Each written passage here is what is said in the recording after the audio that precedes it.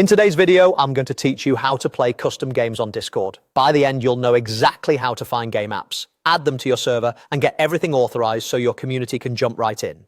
Start by opening Discord on your desktop app or in a browser. Make sure you're signed into the account that has the right permissions on the server you want to use. On the left sidebar, click the server icon where you want to play custom games. If you manage multiple servers, double check you're selecting the correct one so the app gets added to the right place.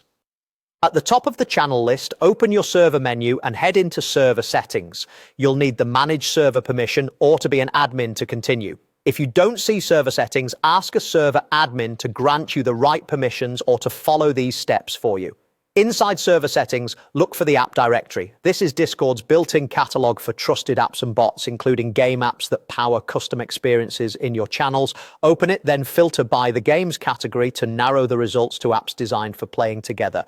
Browse through the options or use the search bar to find the specific game you want. Take a moment to read each app's description and check its ratings, number of servers using it, and whether it's verified. Scan the permissions it requests so you know what access it needs, like sending messages or using /commands. Choosing an app with clear documentation will make setup smoother. When you've decided, open the apps page and click Add App.